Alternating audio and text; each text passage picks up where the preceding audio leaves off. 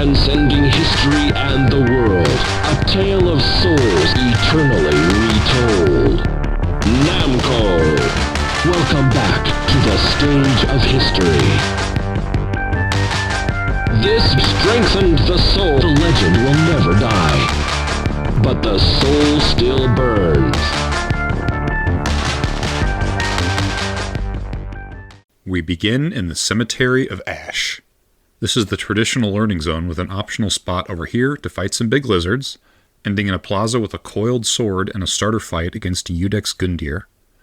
This guy's a little tougher than the Asylum Demon, but we gotta figure him out to advance. Beyond him is our old friend Firelink Shrine, and the resident NPCs. Our Firekeeper level lady talks about the lords abandoning their empty thrones nearby.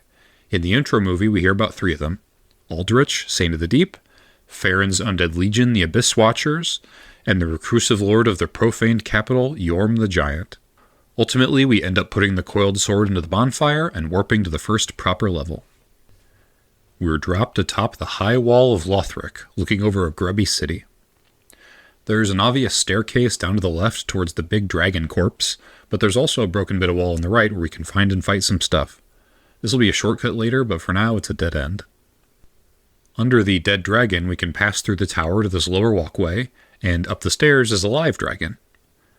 The far multi-level tower on the wall has a middle exit onto the rooftops and a lower floor with a dungeon we can't unlock yet.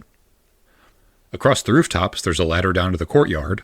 Alternatively, we could go into this building and fight our way through a few crowded encounters to arrive at the courtyard a different way.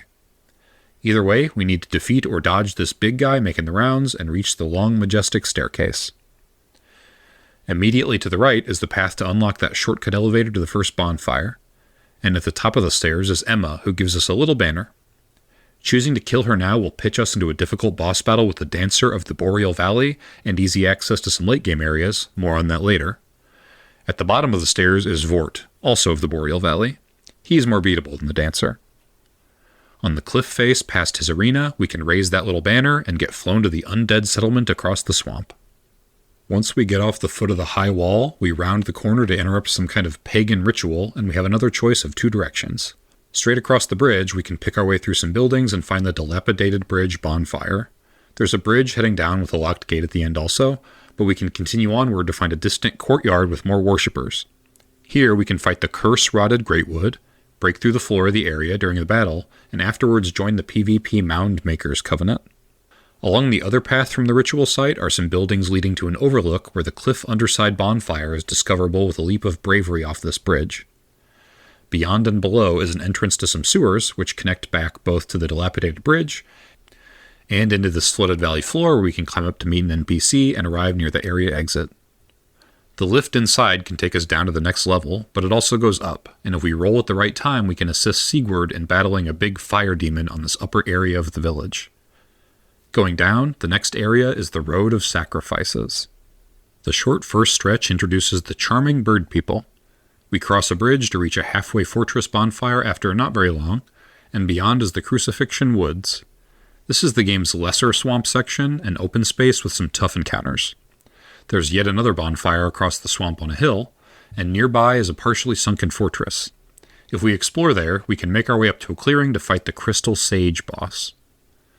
On the far side of that clearing is a winding path to the massive Cathedral of the Deep. However, a section of fortified wall on the far side of the woods also leads to Farron Keep, the game's greater swamp section. This means we have our first real level select. I'll tell you now that the cathedral's a dead end, but there's a key item that's required later, so let's head there next to clear it out. Before we can enter the Cathedral of the Deep proper, we have to navigate the outside. Soon after we arrive, we can shelter in the cleansing chapel with a nice centrally located bonfire, and a couple doors will open soon. There's also a guy here we can talk to go to the first DLC zone, right now if we want to, but we probably don't want to. Then we go around this little creek to the far bridge. There's a ladder in here to kick down so we can climb up from the creek next time, but unfortunately and unsurprisingly, the front door is sealed shut. So we have to go around to a far side entrance using the archways on the right. Inside, there's a series of long hallways and an elevator from the upper levels down to the cleansing chapel's back door. There's a tricky run around this grumpy giant on the second level while he tries to squish us. Then down the corridor are a couple tough enemy encounters, including one of my personal favorites, the Deep Accursed. Out on the cathedral floor, across the way, another door leads back to the cleansing chapel's final shortcut. Then there are 2 big walls we can raise with levers that form bridges on the top floor. And there's also a tower leading up there we can use to cross the rafters and reach Rosaria's bedchamber and the Covenant therein. Finally, from the altar at the center of the cathedral's ground floor, we can fight the Deacons of the Deep, our reward that we delved in here for, a small doll. Let's pocket that, and now we can cross into Farron's Keep, the Super Swamp. Keep your eyes peeled for that undead legion the narrator mentioned. We'll sojourn at this first bonfire as we seek out the 3 fires in Farron's Keep. Hawkwood at Firelink Shrine tells us as much. Snuffing out the flames of 3 altars opens the door to the wolf blood, and we want to spill said blood. So, we want to seek out the 3 raised hills in the swamp and douse the flames that are burning uponst. Each one can be found via a little footpath, and each has an interesting engraving behind it for you lore masters out there. Together, the flames will open a big gate over here and reveal this dry upper area of the keep. While doing that, we might also discover the Keep Ruins bonfire and a ladder on the bridge sport nearby leading to the Old Wolf of Farron's Covenant within. A nearby lift from there takes us up top where we can fight a stray demon for old time's sake. This was originally part of the same big old bridge leading to the undead settlement. The big gate in the keep leads to the other end of this fortified wall where we discover the keep perimeter bonfire and open a shortcut back to the area entrance. In the opposite direction is our next boss battle, the Abyss Watchers. Hey, that's the name on one of our empty thrones. After the battle, we examine the big statue and reveal a staircase descending into the Catacombs of Carthus. Down here, there's a massive central chamber that can mostly be skipped by dropping out on the right, but there's some good fighting along the more circuitous route over the bridge. The lower level of the catacombs is a little dull. We have to navigate a skeleton-filled area here while dodging the big skeleton balls to find the bonfire the long way around. From there, we can reach the lower level and find one of the paths to a cave out back. This memorable cave has a bridge of skeletons we cross to beat the boss, but we can also turn around and chop down the bridge afterwards to drop any followers. We can still cross even after doing so with an alternate path around the side that cannot be chopped. Before the boss, there's also a ledge where we can drop down to a lower level and fight yet another big demon who's guarding an optional zone, the Smoldering Lake. I'll tell you now, the lake is a dead end with no required stuff, so let's head there next to clear it out. This strange zone is like a burned out ash lake from Souls 1, but with a giant Carthus sandworm and a really annoying ballista. The weapon oversees a large portion of the area, which makes collecting the goodies quite annoying. On the far end, unrelated to those obstacles, we can battle the old Demon King boss. We can also enter the cave nearby to find the Demon Ruins, another Souls 1 echo. It feels a bit repetitive right after Carthus, but the bony halls here have some lava mixed in. The area is pretty straightforward at least. The far exit leads to the upper cliff where we can sneak around and disable the ballista, making the rest of our pillaging a bit easier. And that's about it for the Smoldering Lake. So now we can return to that tomb at the end of the collapsing bridge. In this fancy room beyond, the Chalice triggers a fight with High Lord Wolnir, who guards the path ahead. After Wolnir, we can climb out of the caverns. In the grand tradition of Anor Londo and Dronglik Castle, we now witness the majestic Irithyll of the Boreal Valley. This spacious bridge is notable for requiring the small doll from the Cathedral of the Deep, otherwise there's a shimmering force field we can't pass. It's also notable for this huge freak. Beyond the bridge is the grueling trek through central Irithyll. The well-guarded street winds along a linear path to this plaza at the top. The main building can't be opened, but we can head up to the Church of Yorshka around the side. We'll return to this bonfire later, but for now this offers a route down the back streets to the banks of the stream we passed over initially. Arachnophobes beware. This is a large area, but there are 2 notable discoveries. The distant manor sits on the far side, descending down the cliffs. That'll lead us to a whole new region in a bit. Along the way, there's also an entrance to the city sewers rife with those centipedes.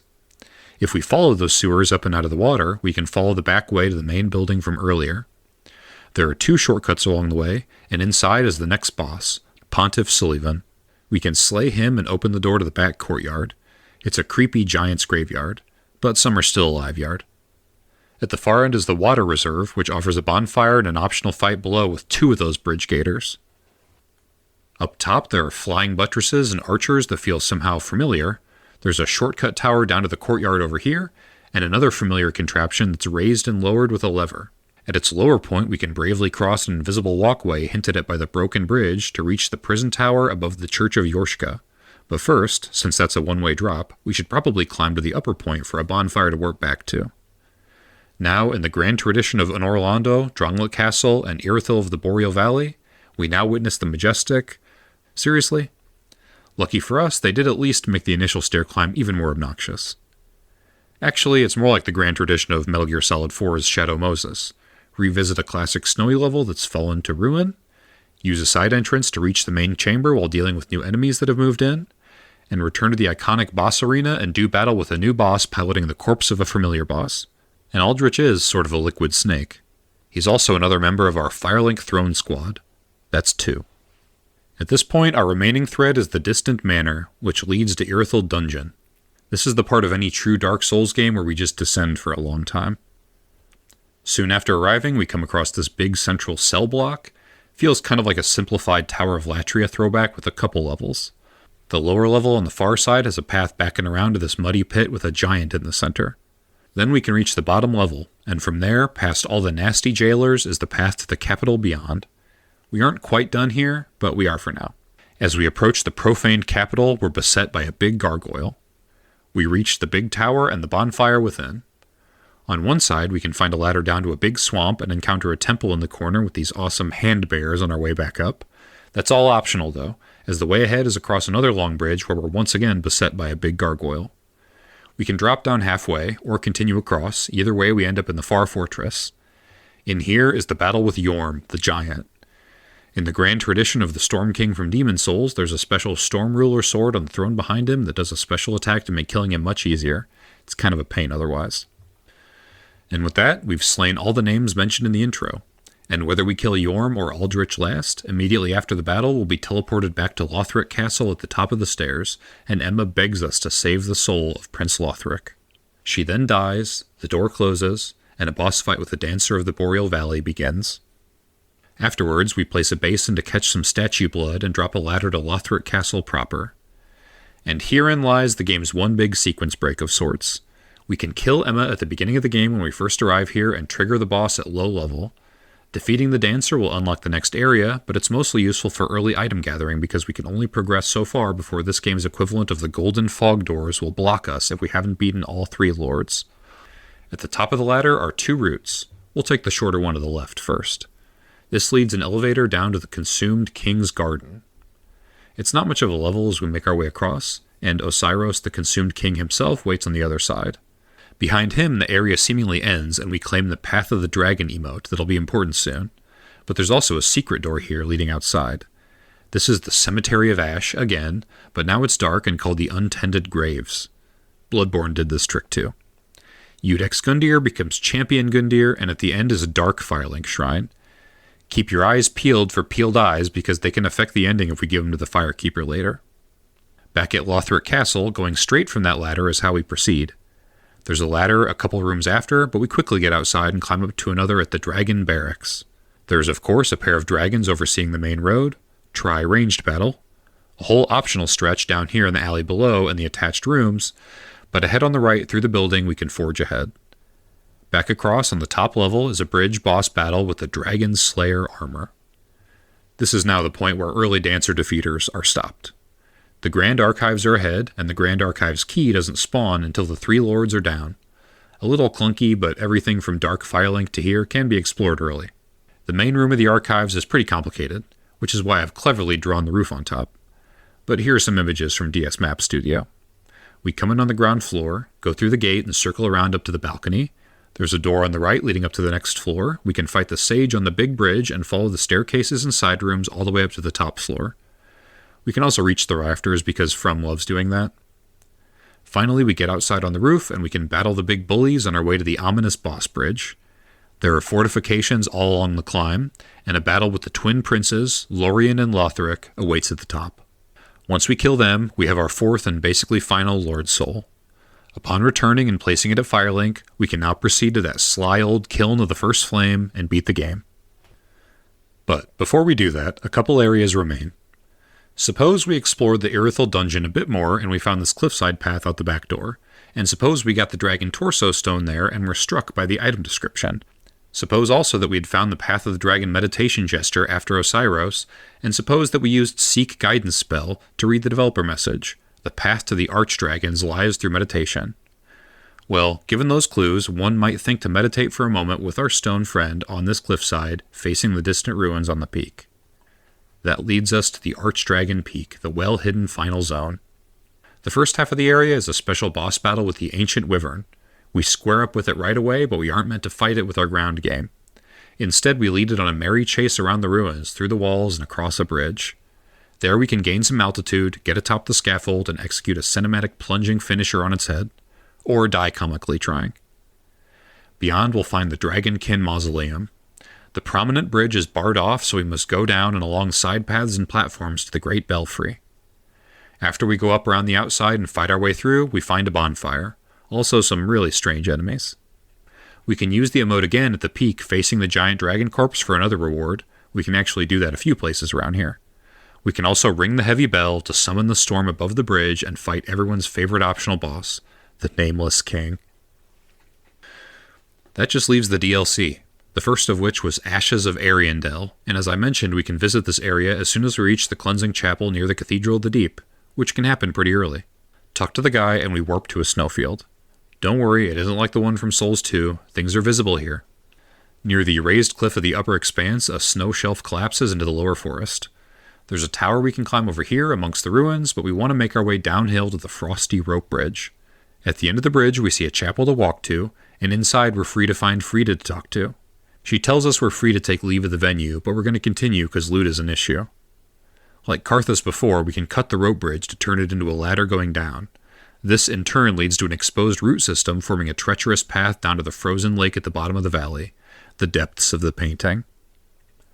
Around the way is a drop-off leading to a boss fight with the champion's Gravetender and his Great Wolf in order to win the champion's bones. The champion here is apparently the guy who founded this game's PvP undead match, and the Gravetender was his page boy turned page man. Using the bones and Firelink Shrine, we can join his undead matches in one of 4 combat arenas.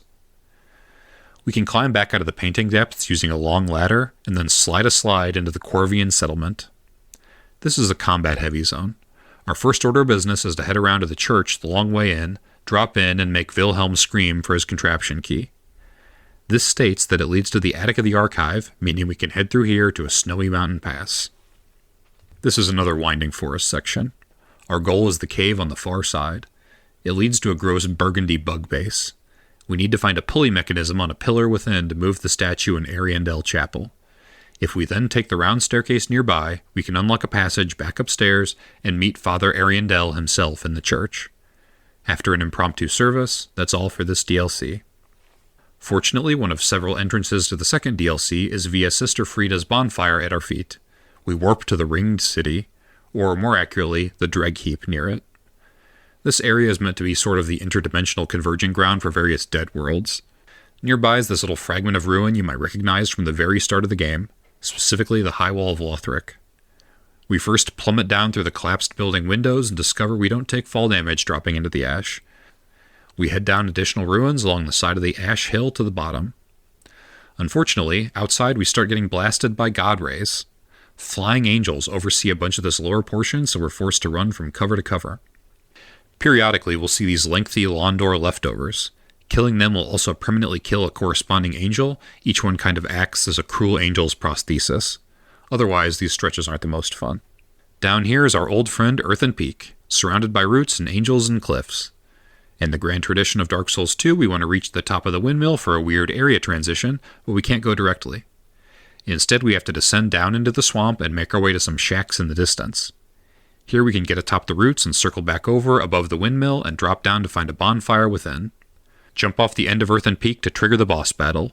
The demon in pain and the demon from below, who upon defeat are reborn as the Demon Prince.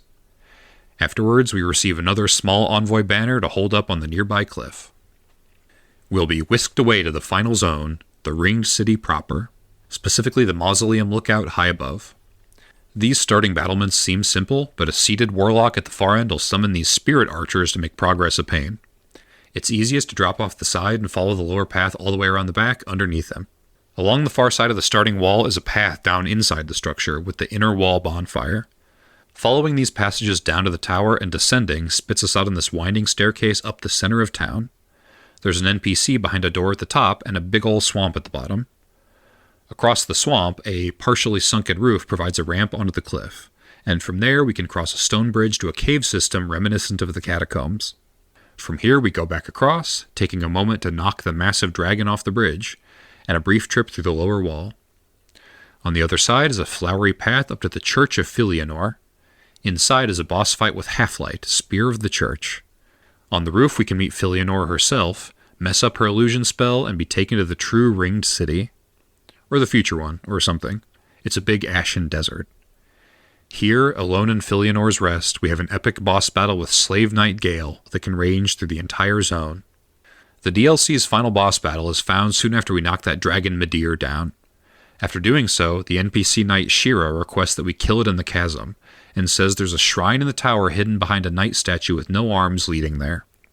There's a hidden elevator halfway hole leading up to a room with an illusory wall behind said statue that leads to a ladder and a plunge into the boss arena of Dark Eater Midir.